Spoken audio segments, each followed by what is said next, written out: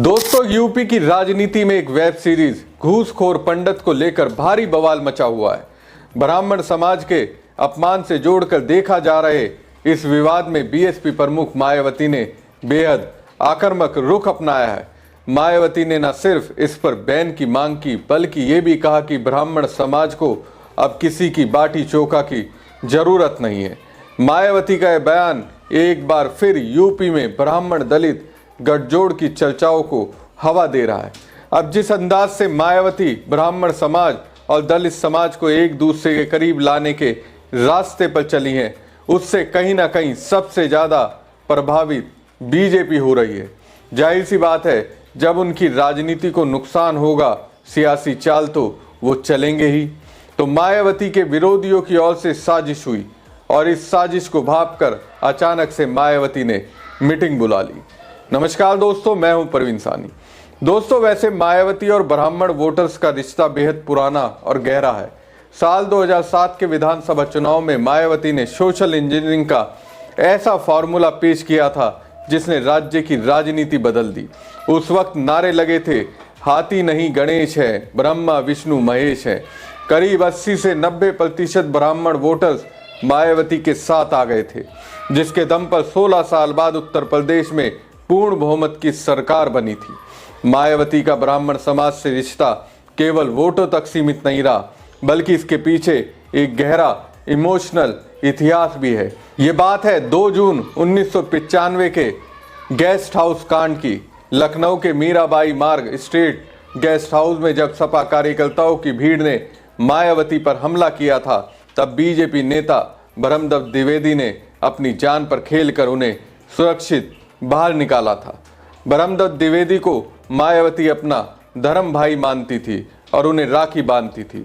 उनके बीच का रिश्ता इतना मजबूत था कि मायावती ने कभी ब्रह्मदत्त द्विवेदी के खिलाफ अपना उम्मीदवार नहीं उतारा, बल्कि खुद उनके लिए चुनाव प्रचार करने भी गई। जब 1997 में ब्रह्मदत्त द्विवेदी की हत्या हुई तो मायावती सार्वजनिक रूप से फूट फूट कर रोई थी।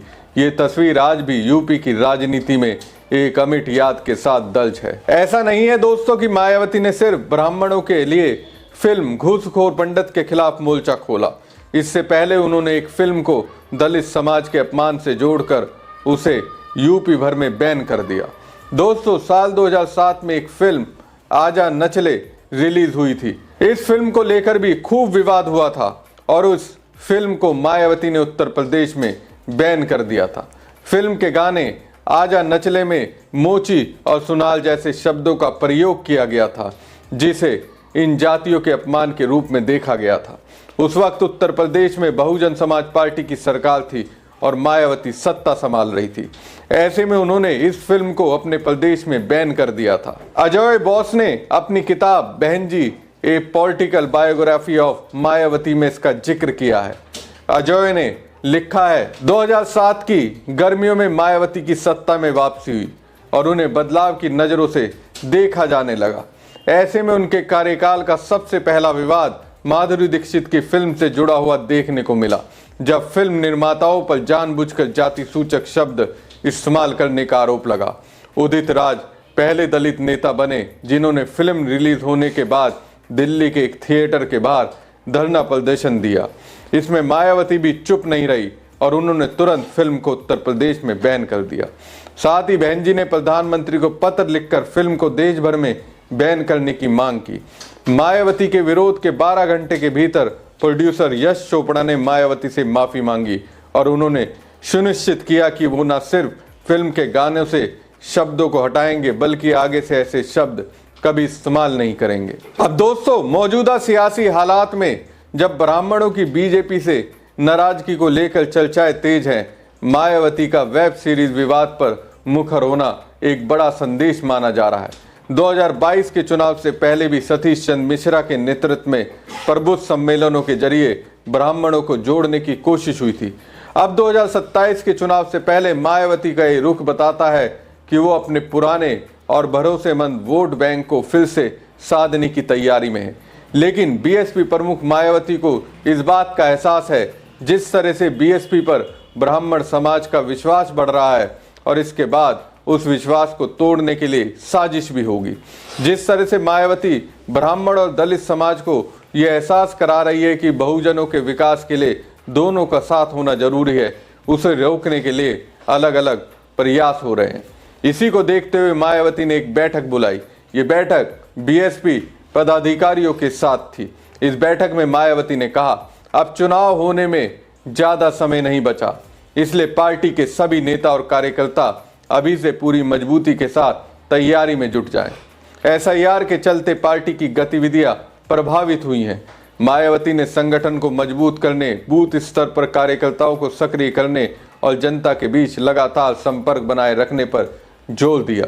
बीएसपी सुप्रीमो ने विपक्षी दलों पर भी आरोप लगाया कि कुछ राजनीतिक पार्टियां बीएसपी के खिलाफ साजिश कर रही हैं और पार्टी को कमजोर करने की कोशिश कर रही हैं। उन्होंने कार्यकर्ताओं से अपील की कि वो ऐसी साजिशों से सतर्क रहें और पार्टी की विचारधारा और नीतियों को मजबूती के साथ जनता तक पहुंचाएं। वहीं मौजूदा संसद के बजट सत्र में पक्ष विपक्ष के बीच चल रहे गतिरोध को सियासी पार्टियों का खेल बताया।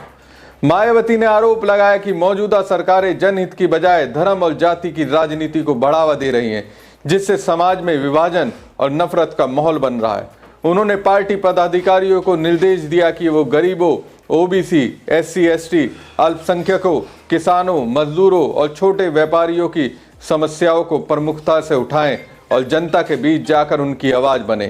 तो दोस्तों, बीएसपी प्रमुख मायावती जिस तरह से अपनी पार्टी बीएसपी को ढाल दे रही हैं, यूपी की सत्ता में बैठी बीजेपी के लिए, खासकर सीएम योगी के लिए खतरे की घंटी है।